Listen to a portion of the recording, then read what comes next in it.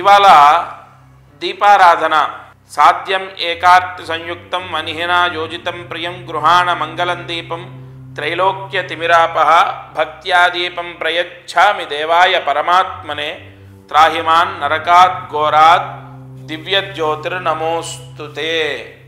ఇక్కడ ఏంటంటే దీపము ఎంత గొప్పదంటే, అందుకే హైందవ ధర్మంలో ప్రధాన పాత్ర పోషించినటువంటి ప్రాయశ్చిత్త కర్మ దీపారాధన.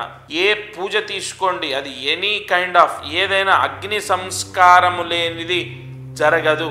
నిత్యం ఇంట్లో దీపం, ఎందుకంటే చీకట్లో కరెంటు లేక పూర్వము ఆ ఇంట్లో వెలుతురు ఉండదు కాబట్టి దీపం వెలిగించారనుకోకండి. అసలు నేను ఒక మంత్రం చదివాను, ఇప్పుడు వేదంలో వచ్చింది అంటేనే అది భగవంతుడు, అక్కడ ఋషి వాంగ్మయం. ఏమండి, లైట్లు లేవు, కరెంటు లేదు కాబట్టి ఈ దీపం వెలిగించండి అని అక్కడ లేదు. ఉద్దీప్యస్వజాత వేదో భగ్నం నిరుతెమ్మమ, సమస్త పాపాన్ని భగ్నం చేస్తుంది. పశుగుశ్చమక్యమావహ జీవనంచ దిశో దిశ. ఖచ్చితంగా దీపారాధన చాలా చాలా చాలా గొప్పది. ఇవాళ కొబ్బరి నూనె వేసి 3 ఒత్తులు ఒక ఒత్తిగా చేసి మీ కులదైవం ఎదురుగా దీపం వెలిగించండి.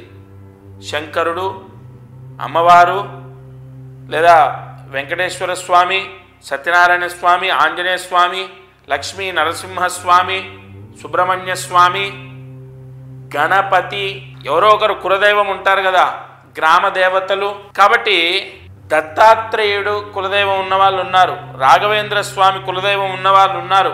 ఆ పటము, ఆ రూపము ఎదురుగా కొబ్బరి నూనెతో వెలుగుతున్న దీపము ఉండాలి. ఆ దీపపు కాంతిలో ఆ కులదైవాన్ని దర్శించాలి. నేనైతే తప్పకుండా ఇవాళ ఈ పరిహారం చేసుకుంటాను.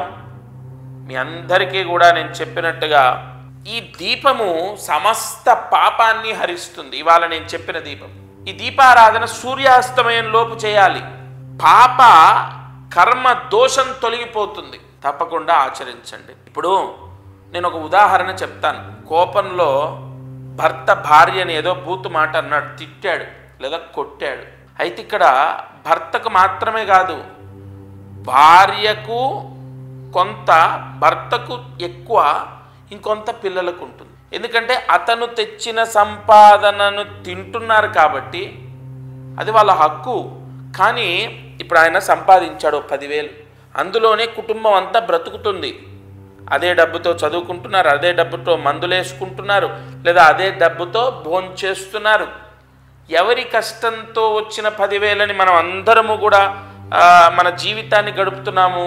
భర్త అంటే యజమాని. అయితే ఆయన చేసిన పుణ్యపాపాల్లో కూడా మనం కొంత కారకత్వాన్ని వహిస్తామంటే ఆ కర్మని క్యారీ ఫార్వర్డ్ తప్పకుండా స్వీకరించాలి, అనుభవించాలి. మనం ఏదైనా తప్పు ఒప్పులు ఉంటే పిల్లలకు తాకుతాయి అంటూ ఉంటాం. పితృదోషాలు ఇవన్నీ వచ్చాయి కదా. కాబట్టి ఈ కర్మదోషం, పాప కర్మదోషం పోతుంది. ఈ పాప కర్మదోషం అంటే మీరు చెయ్యకుండా మీ తండ్రి నుంచో భర్త నుంచో వచ్చినవి ఉంటాయి కదా, అవి పోతాయి. అంత తాత్పర్యం ఉంది వాళ్ళ దీపారాధనలో. నిజంగా కులదైవం అంటే ఆ వంశాన్ని రక్షిస్తుంది. ఆ ఛాయాశక్తి తెలుసా.